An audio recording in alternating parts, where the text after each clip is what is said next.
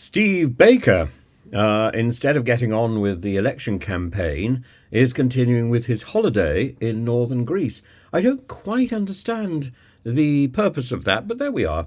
I remember a councillor in Daventry continued with his holiday in Greece. And still came back a day, I think the day of the election, and won by a very, very small majority, I think by 70 votes. I was standing against him. And I put up a very good fight, but it clearly wasn't good enough. And to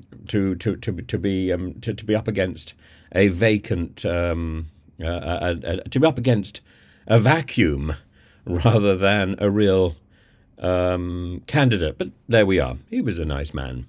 And we had a nice chat about his time in Greece when he got back.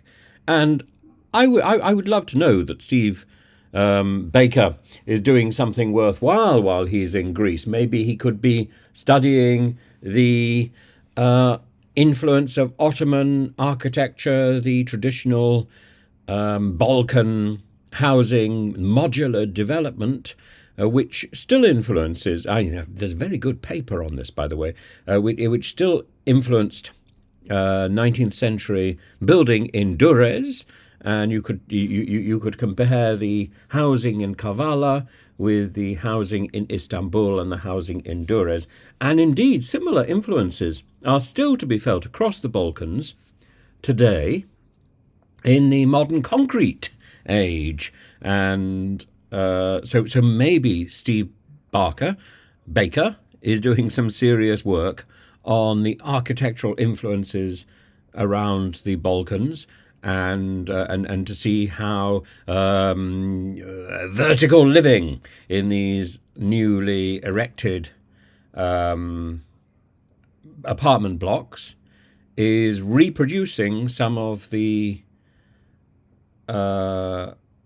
community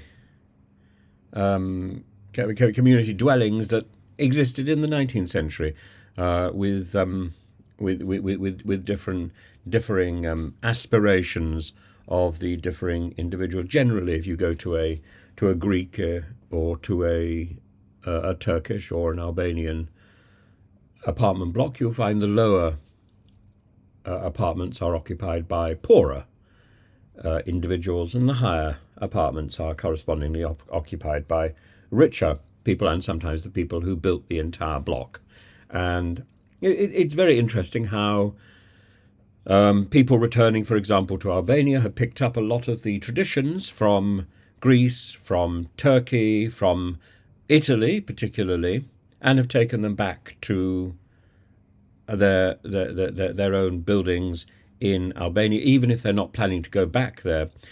In the north of Albania, you can see the influence of British architecture, which is very exciting. And indeed, it was in the north of Albania where there was the first bust of Her late Majesty Queen Elizabeth II, erected by a grateful Albanian migrant worker who had gone back to his town.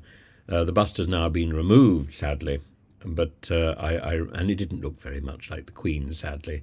But I thought the gesture was significant and interesting, and is a slap in the face, really, to Suella Braverman's calls that Albanians are invaders, and her failure to apologise to the Prime Minister of Albania, Edi Rama, and indeed to the Crown Prince, Prince Leka.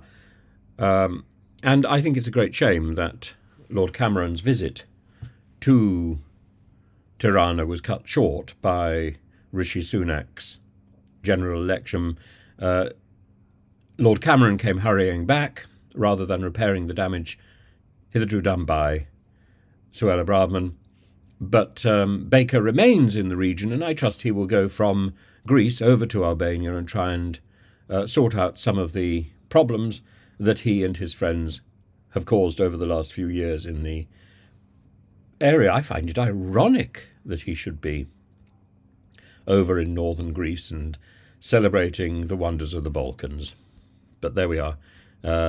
I'm never surprised anymore by what some of the Tufty Dragoon get up to in their days off. Never surprised. After all, is it not Rees-Mogg who still has interests in Ireland, I think? In fact, probably I ought to do a little video about precisely this, the various interests of the hard right Brexiteers who have property and business interests across Europe. How do they reconcile that with their hardline isolationism and protectionism? How do they recognize that? How do they reconcile that? How do they live with themselves? I don't suppose if I were Rees-Mogg I could live with myself.